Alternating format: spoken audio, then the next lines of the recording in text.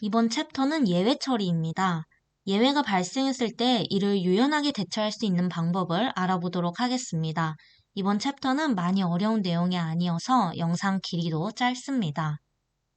저희가 지금까지 파이썬을 공부해 오면서 실행 결과 창에 수많은 오류를 접했을 겁니다. 에러 발생 시 갑자기 프로그램이 멈춰버리는 경우를 다들 한 번쯤 경험해 보았을 건데요. 예를 들어 프린트 5 나누기 0을 해보도록 할게요. 하지만 여러분들도 아시다시피 분모에 0이 오는 것은 말이 안 됩니다. 분모에 0이 들어갈 수 없으니 이 코드를 실행시켜보면 에러가 발생할 텐데요. 네, 이처럼 제로 디비전 에러라는 영어와 함께 프로그램이 종료됨을 확인할 수 있습니다. 오늘부터는 이러한 예외가 발생했을 때 이를 처리하는 방법을 배워 프로그램이 강제로 종료되지 않고 정상적으로 종료되도록 코드를 구현하는 연습을 해보도록 할게요. 저희는 이번 시간에 간단한 예제를 보겠지만 사실 큰 규모의 프로그램을 개발할 때는 실제로 예외 처리가 정말 많이 사용된다고 합니다. 만약 게임 개발자들이 게임 프로그램을 개발할 때 미처 발생할 예외를 예측하지 못해서 미리 그 예외를 잡지 못했다면 이해할 수 없는 메시지와 함께 프로그램이 강제 종료가 되어버려 게임 사용자 입장에서는 당황할 수밖에 없습니다. 사용자 입장에서의 이러한 혼란을 없애기 위해 개발자들이 미리 예외를 유연하게 처리하는 예외 처리 방법, 그것을 오늘 배우도록 하겠습니다. 이 예문을 보시면 저번 시간에도 말씀드렸듯이 input이라는 것은 사용자 입력을 직접 받을 때 사용하는 것입니다. 그래서 첫 번째 숫자와 두 번째 숫자를 사용자로부터 직접 입력을 받을 거고 그 숫자를 나눴을 때의 결과를 result라는 변수에다가 집어넣을 겁니다. 그리고 저희가 포맷 형식을 사용해서 num1 나누기 num2의 결과는 result에 담긴 그 값이다 라고 출력을 하고 싶어요. 실행을 한번 시켜보고 우리가 첫 번째 숫자에는 2를, 두 번째 숫자에는 1을 넣어보도록 할게요. 그럼 정상적으로 처리됨을 확인할 수 있습니다. 하지만 첫 번째 숫자에 2를 넣고 두 번째 숫자에 0을 넣을 경우에는 결과가 나오지 않고 이러한 에러가 뜸을 확인할 수 있죠. 네, 이처럼 프로그램이 중간에 강제 종료되지 않고 유연하게 예외를 처리할 수 있는 방법을 오늘 try와 except 구문을 통해서 알아보도록 하겠습니다.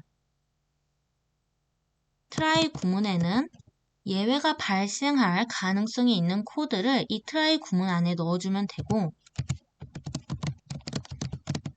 except 구문에는 예외 발생 시 실행할 코드를 이 except 구문에 담아주면 됩니다. 그럼 제가 이 위에 있는 예문을 그대로 가져와 try except 구문에 적용을 시켜 볼게요. 우선 위에 있던 이 코드를 그대로 try 구문에 넣어주고 만약에 여기에서 예외가 발생했을 때에는 내가 어떻게 실행할 건지 바로 이 except 구문에 넣어주면 되는데요. 예외가 발생했다고 출력을 하고 싶어요. 이렇게 하고 우리가 만약에 아까와 같이 첫 번째 숫자는 2, 두 번째 숫자에 0을 넣어서 예외가 발생하도록 만들어 볼게요. 이전과 달리 예외가 발생했다는 에러 메시지와 함께 깔끔하게 프로그램이 종료됨을 확인할 수 있습니다. 정리를 하면 try except 구문에서 예외가 발생할 가능성이 있는 코드를 try 구문 안에 넣고 except는 이 try절에서 오류가 발생했을 때 처리할 내용을 이 except 구문에 담아주면 됩니다. 그러면 여기에서 조금 더 응용하여 except 키워드 뒤에 에러 종류를 써주면 어떻게 될까요? 방금 에러 종류는 제로 디비전 에러였습니다. 이렇게 except 키워드 뒤에 에러 종류를 써준 후에 예외가 발생했습니다 라고 쓰고 프린트 출력문을 0으로 나눌 수 없다는 내용을 추가해서 넣어 볼게요. 그리고 나서 2, 0을 넣어보면 네, 현재 두 번째 숫자에 0을 넣었기 때문에 제로 디비전 에러가 발생했으므로 이 에러 종류와 일치하기 때문에 여기에 해당하는 구문인 예외가 발생했습니다. 0으로 나눌 수 없습니다. 라는 에러 메시지가 출력이 됩니다. 다시 정리를 하면 try except 구문에서 except 키워드 뒤에 이처럼 미리 지정한 오류 종류를 쓸 때에는 이 오류 종류와 일치할 경우에 그에 해당하는 구문이 실행된다는 의미입니다. 하지만 에러가 발생할 때마다 프로그램을 다시 실행하려고 하면 굉장히 번거로우니 저희 while문을 사용해서 에러가 발생하면 또다시 바로 사용자의 입력을 받을 수 있도록 코드를 조금 수정해 볼게요. 여러분 기억나실까요? while 키워드 뒤에 조건문이 항상 true이면 이것은 무한 반복된다는 의미입니다. 지금 브레이크문도 없기 때문에 이렇게 실행을 했을 때 계속 무한적으로 반복이 될 건데요. 숫자 2 그리고 숫자 1을 쓰고 나서 결과가 나오고 또 반복이 됩니다. 이제는 숫자 2, 숫자 0을 넣어 볼게요. 그랬더니 예외가 발생했다는 에러 메시지가 뜨고 다시 사용자가 입력하게끔 나옵니다. 다시 말씀드리지만 while true를 쓸 경우에는 무한 반복이 되기 때문에 저희가 중간에 브레이크문을 걸어서 try 안에 있는 이 구문이 예외가 발생하지 않고 정상적으로 처리될 경우에는 이제 브레이크를 만나 이 while문에서 빠져나오자 라고 제가 코드를 수정해 보았습니다. 자, 그랬더니 2 그리고 두 번째 숫자에 0을 넣으면 예외가 발생했다는 메시지와 함께 다시 반복이 되네요. 이제는 정상적으로 처리해 볼게요. 숫자 2를 넣고 두 번째 숫자에 1을 넣으면 예외가 발생하지 않았기 때문에 이렇게 출력 결과가 나오고 브레이크 문을 만나서 이제 그 while 문을 빠져나와 실행이 끝마침을 확인할 수 있습니다. 그런데 여러분 만약에 오류가 발생하더라도 아무런 오류 메시지를 띄우지 말고 그냥 바로바로 사용자에게 입력을 받고 싶을 때도 있잖아요. 그럴 때에는 이 except 구문에 아무것도 안 쓰는 것은 안 되고 pass라는 키워드를 써주시면 됩니다. 기억날까요? pass 키워드는 단순히 특별한 소스 코드가 없고 지나가고 싶을 때 사용했다고 했죠. 문법적으로 만약 여기에 아무것도 안 쓰게 되면 에러가 나겠지만 이 패스를 이용하면 작성은 하였으되 아무 일도 하지 않고 그냥 패스, 말 그대로 통과하는 역할을 할 수 있게 됩니다. 네, 실행을 시켜볼게요. 숫자 2 그리고 일부러 예외가 발생하게끔 두 번째 숫자에 0을 넣어보면 아무런 에러 메시지 뜨지 않고 또 사용자에게 직접 입력을 받도록 이렇게 뜨죠. 실제로 except 구문과 pass 키워드는 같이 자주 사용된다고 하니 이 경우도 알아두시면 좋을 것 같습니다.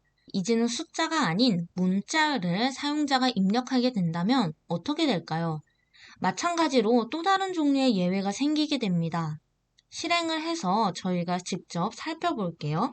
첫 번째 숫자는 정상적으로 숫자를 넣었어요. 두 번째 숫자에다가 문자를 막 이렇게 넣었어요. 그랬더니 역시 에러가 뜨는데 여기서는 value error라고 나옵니다. 이 또한 이전처럼 except를 이용을 해서 예외 처리를 해보도록 할게요. except는 여러 번 사용할 수 있기 때문에 그 아래다가 그대로 써주시면 됩니다. 이렇게 써볼게요. 예외가 발생했습니다. 숫자를 입력해 달라는 에러 메시지를 써보도록 하겠습니다.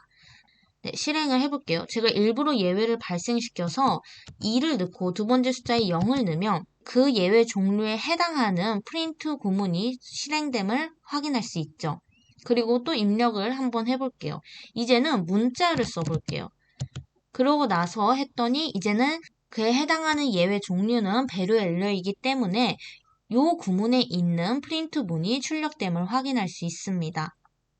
그런데 또 만약에 실수로 제가 result가 아니고 R이 아닌 영어 L을 썼어요. 오타가 난 거죠. 제가 분명히 여섯 번째 줄을 보면 num1 나누기 num2한 결과를 result라는 변수에다가 집어넣을 거라고 지정을 해줬는데 일곱 번째 줄의 코드를 구현하면서 R이 아니라 L을 넣어서 오타가 난 거예요. 에러가 발생하겠죠.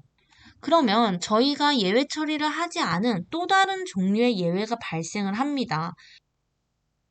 그랬더니 여기 뭐라고 뜨냐면 name error 그리고 name result is not defined 라고 나와 있어요. 아, 너가 지금 요 LESULT라는 이름인 것을 정의하지 않았다. 그래서 name error가 뜬 겁니다. 요것도 처리를 해주려면 역시 마찬가지로 except는 여러 번 사용할 수 있기 때문에 이런 식으로 예외를 처리해 줄 수 있습니다. 하지만 프로그램을 개발하다 보면 일일이 개발자들이 어떤 예외가 발생할지 예측하면서 코드를 구현하기에는 쉽지 않을 거예요. 그쵸? 따라서 예상치 못한 예외가 있을 수도 있으니 모든 예외들의 어머니라고 불리는 exception을 사용해서 해결해주면 됩니다. 네, 이와 같이 except 키워드 뒤에 exception을 넣어주고 예외 발생했다고 출력문을 써봤어요. 네, 두 번째 숫자에 0을 넣어도 예외가 발생했다는 에러 메시지가 뜨고 이렇게 문자를 넣어도 예외가 발생했다고 나옵니다. exception까지 알아보았고 이제는 else 키워드를 보도록 하겠습니다. else 키워드는 뭐냐면요. 그 전에 우리가 try하고 except를 정리해보면 try 안에 있는 구문은 예외가 발생할 가능성이 있는 코드를 써주고 except 구문에는 그 try 구문에 있었던 코드가 예외가 발생한다면 실행할 코드를 여기다가 넣어주면 됩니다. 그러면 except와 반대로 만약에 예외가 발생하지 않을 경우에 실행할 코드는 바로 그때 else를 써주면 된답니다. 그래서 else 구문 같은 경우에는 오류 없을 때 실행되는 코드를 써주면 되는데요. 만약에 저가 정상적으로 숫자 6, 3을 넣어볼게요. 아무런 예외가 없죠. 그렇기 때문에 예외 없이 잘 실행되었다고 출력됨을 확인할 수 있습니다. 파이너리 구문은 예외 발생 여부에 상관없이, 즉 예외가 발생하든 예외가 발생하지 않든 무조건 실행되는 구문입니다. 파이너리 구문을 추가해 볼게요. 제가 파이너리 구문에는 프린트 수고하셨습니다 라고 해보도록 할게요. 자, 그러면 위에 예외가 생기든 생기지 않든 상관없이 항상 이 구문은 실행이 된다고 했으니 우리가 처음에는 일단 예외가 생기지 않고 정상적으로 실행되었을 때 이 문구가 뜨나 확인해 볼게요. 네, 정상적으로 했으니 else 구문에서 있었던 프린트 문이 출력이 되고 또 파이너리는 무조건 실행이 되기 때문에 수고하셨습니다 라고도 뜨네요. 이제는 예외가 발생되도록 숫자 2 그리고 두 번째 숫자에 0을 넣어 보도록 할게요. 그랬더니 예외가 발생했으므로 except 구문에 있는 예외가 발생했습니다 프린트가 되고 그리고 파이너리는 무조건 출력이 되므로 마지막에 수고하셨습니다 라고 출력이 됨을 확인할 수 있습니다. 그러면 마지막으로 직접 예외를 강제로 발생시킬 수 있는 raise 키워드를 보도록 하겠습니다. raise 키워드입니다. 자, 이 예문을 가져와 봤는데 try except 구문에서 지금 요거는 뭐냐면요. 우리가 저번 시간에 with문을 배웠을 거예요. with문은 with 그리고 open 쓴 다음에 as 뒤에 파일 객체명, 즉 파일 객체 변수명을 썼거든요. 그거와 마찬가지로 except 그 다음에 exception as 뒤에 나온 이 e가 바로 변수인데 예외가 발생된 것은 이 변수 2에 넣어서 그 변수 2를 출력한다는 의미입니다. 요거 전체적으로 해석을 해보면 일단 사용자로부터 숫자를 입력받을 건데 짝수를 입력받을 거예요.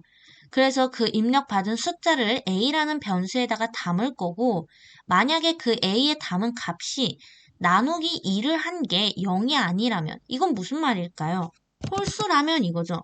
짝수가 아니면 홀수니까 홀수라면 raise exception 짝수가 아닙니다 라는 예외를 발생시켜라 라는 의미입니다.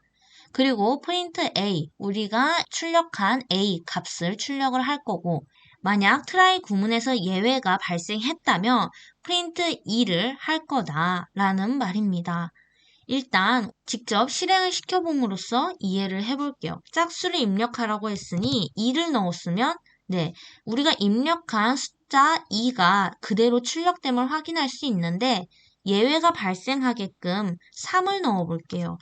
3을 넣었을 때에는 3을 2로 나누면 나머지가 0이 아니기 때문에 예외가 발생합니다. 네, 그랬더니 예외 발생 내용인 짝수가 아닙니다 라는 문장이 출력됨을 확인할 수 있습니다. 네, 여기까지 우리가 직접 예외를 강제로 발생시킬 수 있는 레이즈 키워드까지 살펴보았습니다. 앞으로 프로그래밍을 하다 보면 수없이 많은 오류를 만나게 됩니다. 이러한 오류가 발생했을 때 이를 유연하게 대처할 수 있는 방법을 우리가 알아보았고, 이번 챕터는 아까도 말씀드렸듯이 그렇게 어려운 내용은 아니기 때문에 영상 길이도 비교적 짧습니다. 다음 단원인 모듈 파트 역시도 오늘처럼 가볍게 다루고 넘어가지 않을까 싶습니다. 그러면 다음 영상에서 봐요. 감사합니다.